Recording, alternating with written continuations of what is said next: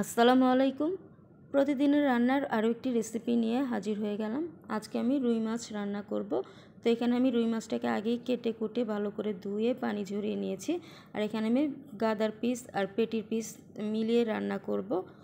আর আজকে রুই মাছটা রান্না করব পটল আর আলু দিয়ে। পটল আর আলুটাকে আগে ছিলে নিয়েছি, এরপর এটাকে কেটে নিয়েছি। পটলটাকে মাছ বরাবর কেটে নিয়েছি দুই ভাগ করে, আর আলুটাকে লম্বা লম্বা করে কেটে নিয়েছি। এরপর ভালো করে ধুয়ে পানি ঝরিয়ে রেখেছি।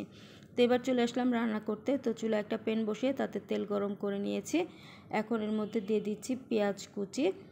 এবার পেঁয়াজটাকে লাল করে ভেজে নিব।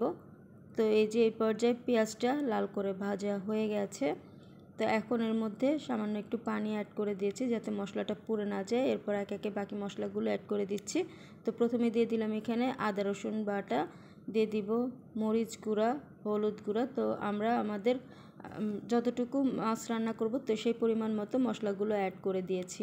তো এখন এর মধ্যে দিয়ে দিচ্ছি স্বাদ মতো লবণ। এবার মশলাটাকে ভালো করে কিছু সময় কষিয়ে নিব। তো এই যে এখানে আমার মশলাটা ভালো করে কষানো হয়ে গেছে। তো মশলা থেকে কিন্তু তেল ছাড়তে শুরু করেছে। তো এই পর্যায়ে আমি মাছগুলো দিয়ে দিচ্ছি, আর মাছগুলোকে আবারও ভালো করে ধুয়ে পানি ঝরিয়ে নিয়েছি। তো মাছটা দিয়ে এবার মশলাটার সাথে ভালো করে কিছু সময় কষিয়ে নিতে হবে।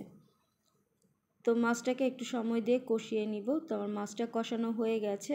এখন মাছটাকে আস্তে আস্তে করে তুলে নিতে হবে, তা নাহলে মাছটা আবার ভেঙে যেতে পারে। তো আমি একটা একটা করে মাছগুলোকে তুলে নিয়েছি। এবার সেই মশলার মধ্যে পটল আর আলু দিয়ে দিলাম। এবার পটল আর আলুটাকে মশলাটার সাথে ভালো করে কিছু সময় কষিয়ে নিব। তো আমি সব কিছু খুব ভালো করে নেড়ে চেড়ে মিশিয়ে দিলাম। এবার ঢাকনা দিয়ে ঢেকে রেখে দিব কিছু সময়ের জন্য। তো কিছু সময় পর ঢাকনাটা তুলে নিয়েছি। তো আমার এখানে পটল আর আলুটা কষানো হয়ে গেছে। তো এরপর আমি এখানে পানি দিয়ে দিচ্ছি, আর এখানে আমি ঝোলের জন্য একবারে পানি দিয়ে দিব।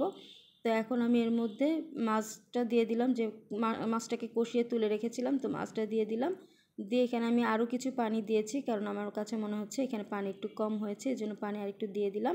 এবার সব কিছু খুব ভালো করে আবারও নেড়ে চেড়ে মিশিয়ে দিলাম।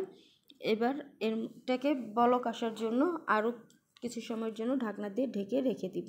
তো এই যে কিছু সময় পর ঢাকনাটা তুলে নিয়েছি। তো এই যে এখানে মাছের ঝোলটাতে বলক চলে এসেছে, আর ঝোলটাও কিন্তু অনেকটাই শুকিয়ে এসেছে। তো এই পর্যায়ে আমি এর মধ্যে দিয়ে দিচ্ছি কয়েকটি কাঁচামরিচ আর ধনেপাতা কুচি। আর কাঁচামরিচটা আপনারা যতটুকু ঝাল খাবেন তো সেই অনুপাতে অ্যাড করে দিবেন।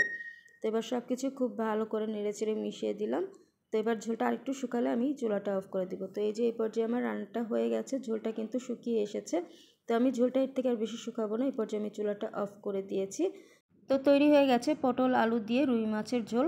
তো খুব সহজভাবে আজকে এই রুই মাছের ঝোলটা তৈরি করে দেখালাম। তো আশা করছি আমার আজকের রেসিপিটি আপনাদের ভালো লেগেছে। ভালো লাগলে আপনার ফ্রেন্ডস অ্যান্ড ফ্যামিলির সাথে শেয়ার করবেন।